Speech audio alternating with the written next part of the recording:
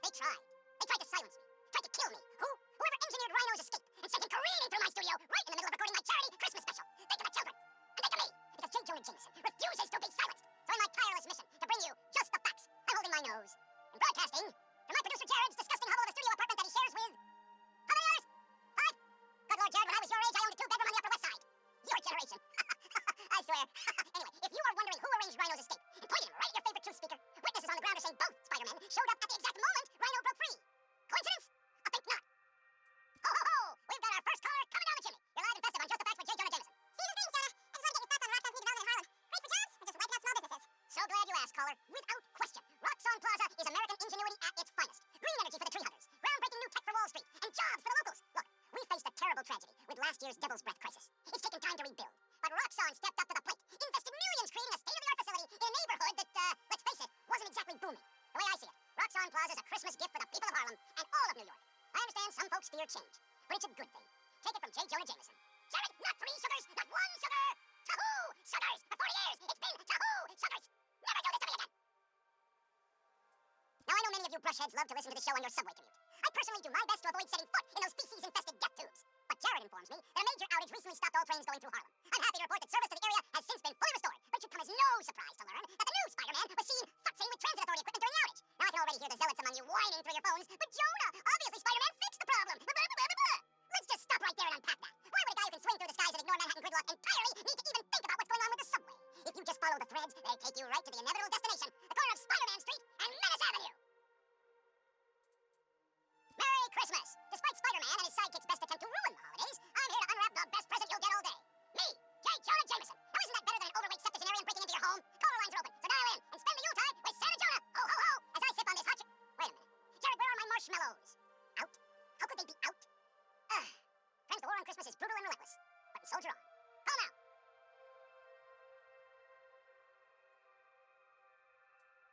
Folks, here we are again. A major disaster in our city. Explosions, a bridge collapse, weapons discharged amid rush hour traffic. Thank heaven no lives were lost. But we can't be that lucky every time. What if this attack had happened a few days later, during the so-called storm of the century the 5 o'clock news won't stop jabbering about? From disaster to bedlam in a snap. Now, there's plenty of blame to go around, including to these underground thugs. That being said, it'd be a dereliction of my duty if I didn't point out that the underground's attack was little more than an armored car heist until Spider-Man's bratty little sidekick showed up and tried to handle things all on his own. What happened next? He made things worse. This new kid wants to be Spider-Man? Well, he sure is living up to the name. Speaking of which, anyone notice that the original Spider-Man hasn't been seen lately? I think I know why. He's like the parent pretending that the kid melting down in the cereal aisle isn't theirs. But we know the apple doesn't fall far from the web. We know it. You're the apple, Spider-Man. Friends, today I'm gonna have to be the disappointed parent. Not because of Jared. He's actually doing a fine job for a change. No, I'm disappointed that once again, some of you have allowed yourselves to be convinced that it's okay for a complete stranger with zero legal authority to parade around in a Halloween costume pretending to be some kind of savior. And once again, that misplaced faith has resulted in an unimaginable disaster. The truth is, it doesn't matter if you think Spider-Man is good. It doesn't even matter if he thinks he's good. What matters is that every time something gets destroyed in this city, he's there. Or now, his protege is. Ask yourselves, with all these crises we faced, can we really afford to deal with twice as many? And where will it all end? Spider-Woman? Spider-Punk? Spider-Pig? Oh! Well, I thought of it at that thought. Enjoy these important messages from our fine sponsors. Oh! Today I have the honor of welcoming Roxxon Energy's head of R&D, Simon Krieger. Mr. Krieger, you've been out promoting the benefits of your new forum reactors, the first of which is set to open in Harlem soon. Yet, you've had some critics. Well, first off, Jonah, let me say what an honor and a pleasure it is to be on your show. Oh, well, I'm blushing. And yeah, you're right, we've had some resistance. Most notably from Rhea Morales, who looks to be a new city council member in the upcoming special election. And I have a lot of respect for Ms. Morales. She's smart, she's a great role model for young women, but I think she's putting her energy in the wrong place. Our new forum reactors will make this a better city, a better home for New Yorkers. But I guess some people just have a hard time with change. Let me give you some advice. One highly successful man to another. You know what I like to say to my critics? You are the horse you rode it on! Okay, I admire your conviction. Your man is not afraid to pay a fine in order to make your point. Fine? What do you mean? Jared, how much? Do you read anything? Quick! You all remember Wilson Fisk, don't you? The so-called kingpin of crime? I'm told he's getting 5-star treatment in his cell, which is nicer than Jared's apartment, while his shark lawyers appeal his conviction. But it seems there may be some justice in the world after all, because a new Daily Bugle expose reveals that his now dilapidated Fisk Tower, which is scheduled for demolition in the new year, has been taken over by squires. And isn't it just perfect karma that this garish monument to the ego of a guy who always felt he was above the law has been overrun by a bunch of freeloading bums? Next thing you know, Spider-Man will turn the joint into his personal headquarters. So how does it feel to be hoisted on your own petard, Wilson? No, Jared, that is not an obscenity. Read a book!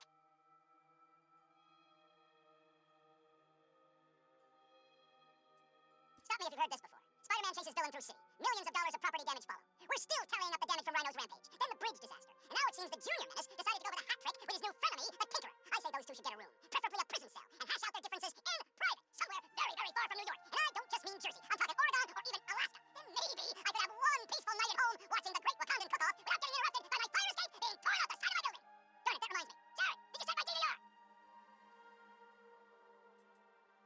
Batten down the hatches, folks. The long presaged storm of the century, one heck of a blizzard, is blowing in. Make sure you're stocked up on supplies. My loyal listeners will already have plenty of Jameson's turkey, guaranteed to last longer than radioactive fallout. Meanwhile, if you're planning on taking the in-laws to visit Trinity Church, I got some bad news. Parts of this sacred local landmark are now rubble, following yet another skirmish involving Spider-Man and the Tinkerer. Thankfully, Roxxon was able to secure the scene quickly. The current whereabouts of either masked menace are unclear, but right now, that's secondary to the fact that Roxxon has generously offered to pick up the cost of Trinity's restoration, even though the damage was caused through no fault of their own. That's the kind of selfless giving we need more of this time of year, folks. Roxxon just made my nice list. I'll give you 3 guesses who's on the naughty list. And they all start with Spider, and then Man!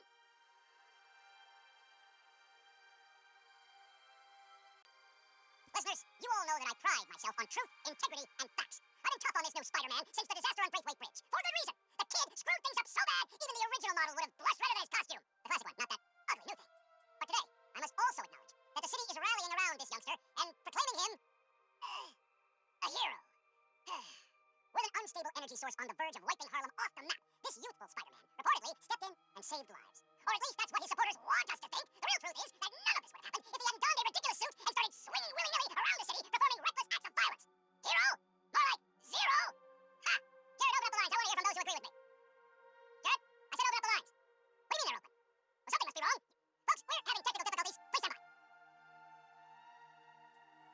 On this very special episode, I'm joined by newly elected Councilwoman Rio Morales of Harlem, who has been instrumental in the effort to scale back Roxxon's expansion plans following the revelations that they endangered New Yorkers with their highly unstable energy source, Nuform. Welcome, Councilwoman. Thanks for having me, Mr. Jameson. I have to say, I was surprised when you reached out to my office. My producer, Jared, was insistent that we have you on. Something about needing to broaden our demographics, especially after your recent appearance on another, much less popular show. Oh yeah, Get at the Heart was wonderful. My listeners would like to know, how do you plan to bring prosperity to your community? I think I speak for everyone when I say it's an area that has struggled for quite some time. True prosperity isn't brought in from outside by huge faceless corporations. It comes from sustained investment in the people that make our community so special. It's true that folks here have struggled, but that's only because they've lacked advocates in City Hall. I will be their voice.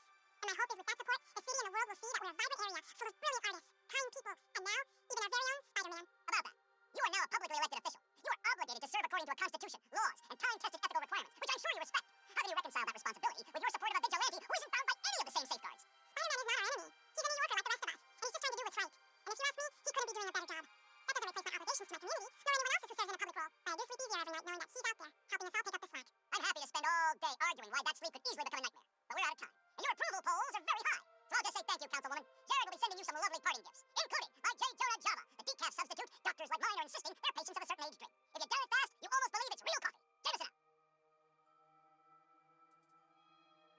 Friends, small businesses are the backbone of America, and they have no greater champion than J. Jonah Jameson. But they have an enemy, too, Spider-Man. Apparently, he's been disrupting their supply chains in Harlem. Here to tell us about it is the proprietor of local restaurant Panafuerte. Buenos, Camila. Gracias, Senor Jameson, but there's been a misunderstanding. Spider-Man stopped the punks who were robbing us. I think your position are confused. He kept wanting to talk to me in Spanish? Don't ask me why. Jared's taking a course, which he's clearly gonna fail. But having a Spider-Man in your neighborhood, fighting criminals in the streets, that can't be good for business. Actually, it's great. We got tourists coming in, hoping to see him. When something gets damaged, my husband fixes it. His name's Jesus. He's a contractor. His business is called Y'all Meet Jesus. Anything gets messed up, he's your guy. Thank you, madam. I think we can all use Jesus right about now. Especially Jared, as soon as we cut to commercial. I said cut to commercial. Take your medicine like a man.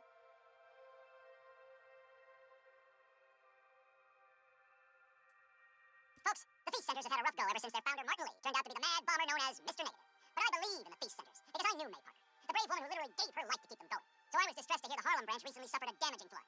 With us is Gloria, director of that center. Yeah, thanks. Anyone who wants to donate to the cleanup, check out our website. It's tax deductible. Wonderful. I'm donating 10% of my paycheck for this week, and half of Jared's. Now, I'm hearing Spider-Man may have been responsible for the flood. No way. Someone was responsible, but it wasn't Spider-Man. Follow the money. Who benefits from lower property values? And I'm going to stop you there, because we have a strict policy of not saying anything that will get me sued. Incidentally, I'm pretty sure Spider-Man can't afford lawyers. He wasn't Spider-Man. We're out of time.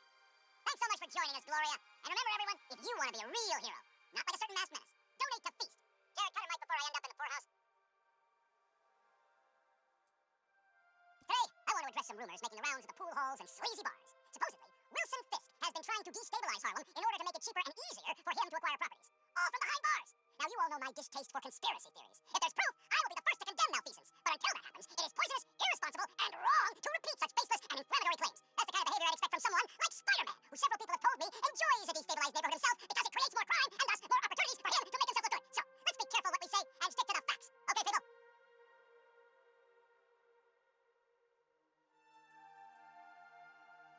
Folks, I've heard differing opinions from my discerning listeners about Roxxon's security force. On the one hand, and this is fair, there are some of the same concerns I have about Spider-Man.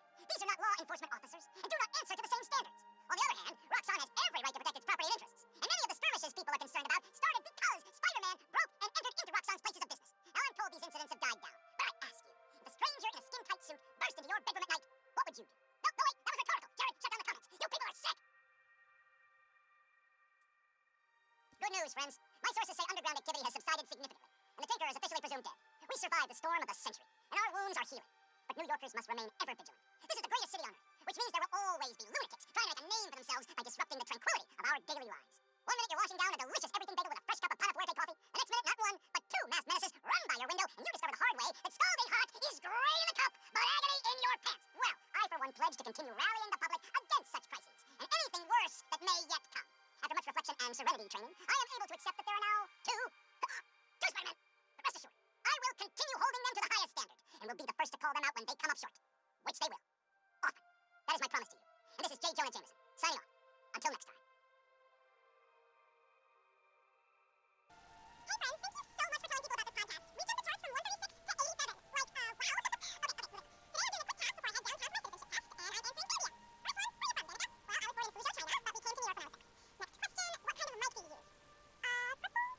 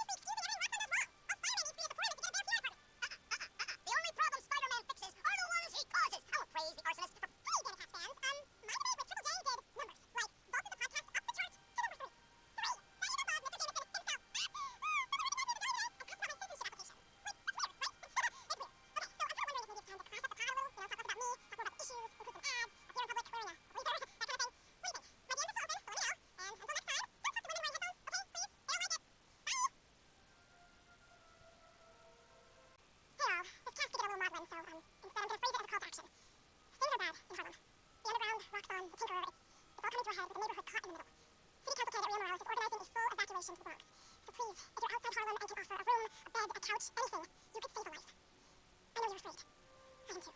But this is our time to come together as a community. We are strong enough to survive this. Today's advice is to hold your loved ones close.